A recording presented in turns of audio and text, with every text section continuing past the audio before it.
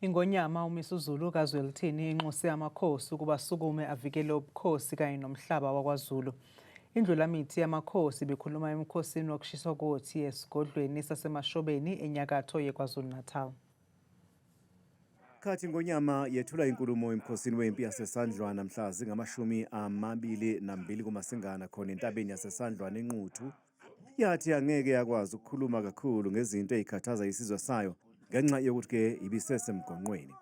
Ingonyama ibhonge yathi-ke manje sekuyisikhathi sokusebenza. Ingubo ayisekho emlonyeni, umbhedo umbhedo.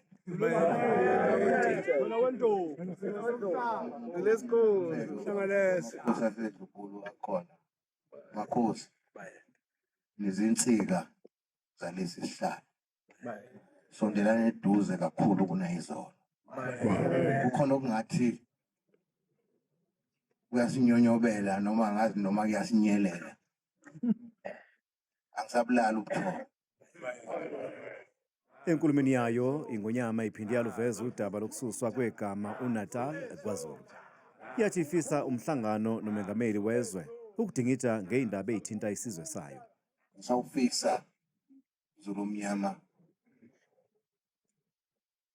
umhlangano umongameli la sizawuhlala khona.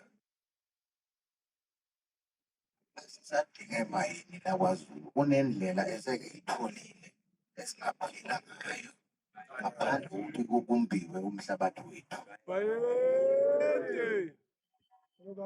Lokade sikhuluma nje eSandlwana indaba yokuthi ake kususwe lo Natal.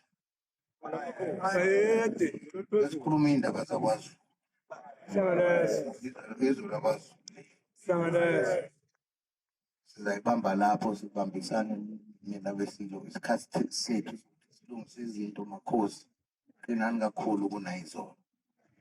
Ibambelele kimi ngingilosi ngalesi sikhathi ebekuNkulunkulu ukuba ngihole lesi sizwe.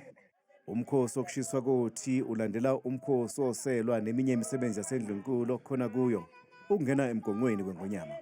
Lo mkhosi wokushiswa kothi ufana nokuhlanza obekusebenza ngesikhathi salemikhosi kanye nokuphothula umsebenzi wesizwe. Imikhosi elandelayo yasendlunkulu owamaganu ozokuba esigodlweni saseMachobeni eNgwavuma mhla zingama-21 kwephezulu, uphinde futhi-ke ube sesigodlweni saseMashobeni mhla ziyisithupha kuNdasa.